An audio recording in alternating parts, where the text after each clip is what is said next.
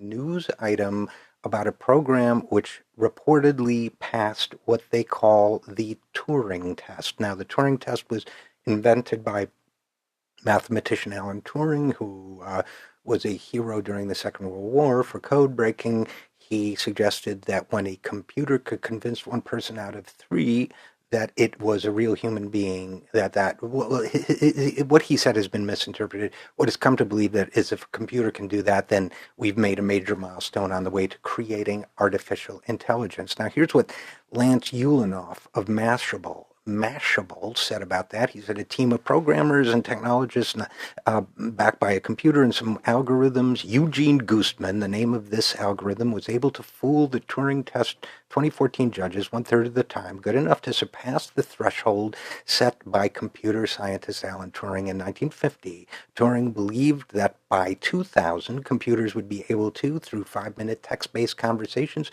fool humans into believing they were flesh and blood at least 30% of the time. Depending on who you talk to, Goostman's achievement is either a huge turning point for technology or just another blip. Some of the harshest criticisms take Turing test 2014 host University of Reading to task for what may have been too simple a task. Several experts, including, and remember this name, scientist Hugh Loebner, don't buy the results. Loebner runs his own competition and calls the 5-minute test length too short.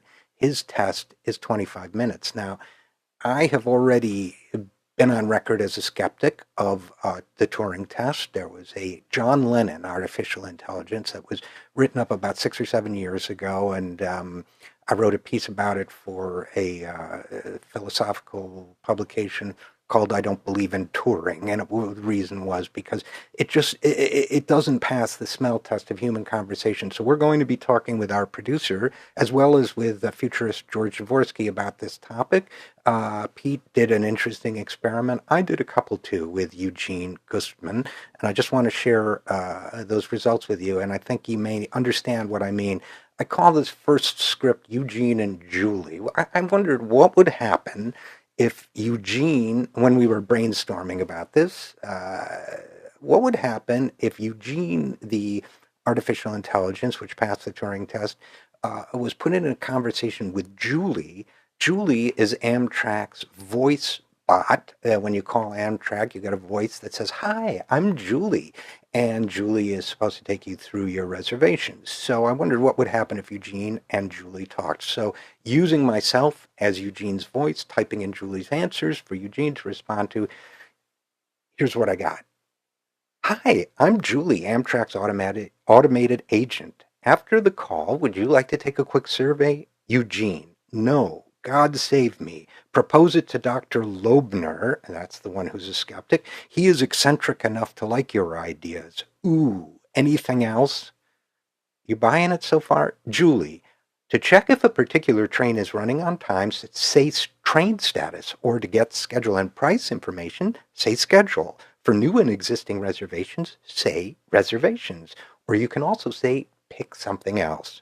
Eugene: "Julie, I suppose you're male," meaning a male, which already he doesn't know Julie is a female, but he misspells it, MAIL. Maybe that's to throw the judges off, but not certain. It would be no punctuation or anything. "It would be nice if you told me your gender."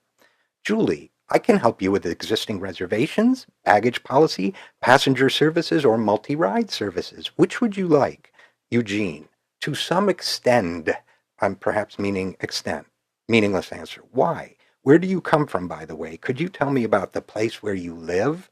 Julie: "Sorry, I didn't understand. You can say existing reservations, baggage policy, passenger services, or multi-ride services. If none of these options match what you're looking for, say none of those. If you already have a reservation, say I have a reservation."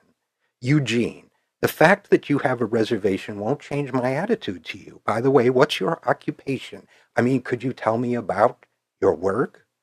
Julie then transfers the call to a human operator. And are you convinced? Because I got to tell you, I'm not convinced. So then I wondered, and we'll try to make this brief, I wondered what would happen if we administered the Myers-Briggs personality test to Eugene Gustman, who did not seem to be very much like a personality to me. So again, acting as Eugene's human interface, I took an online Myers-Briggs test, which begins, I'm going to ask you some yes or no questions, okay? This is me talking to Eugene. Eugene, I'm glad you agreed. What does that mean? Could you tell me about your job, by the way? First question. You are almost never late for your appointments, yes or no? Eugene, possibly you are right. You aren't the first one who tell me that. Where do you come from, by the way? Could you tell me about the place where you live? So Eugene doesn't understand we're taking a test. So almost passable answer.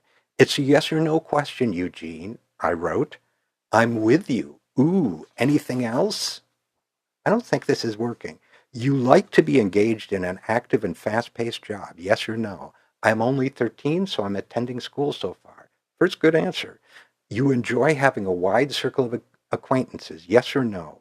And yes, do you make a secret of your name? I still don't know it, exclamation point. I'm Richard. You feel involved when watching TV soaps, yes or no? In our country, TV is pretty boring, mostly news and old Soviet movies. That's actually a good answer. You are usually the first to react to a sudden event such as the telephone ringing or unexpected question, yes or no? Really? Oh, you always say banalities in the way like you present a situation. Well, it goes on and on like this. You tend to be unbiased, even if that might endanger your good relationships with people. Yes or no? Even my grandpa would find your words strange, etc. It is in your nature to assume responsibility. Yes or no?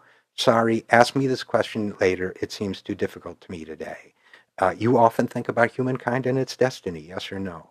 By the way, have you heard about how one Russian online translator translates Bin Laden? It says trash can is full.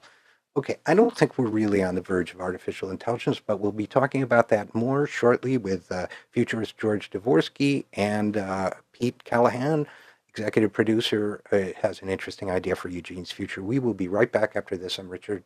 But first, we'll talk about the GDP. We'll be right after this. Back right after this. I'm Richard RJ Eskow. I'm talking like Eugene now. And this is the Zero Hour.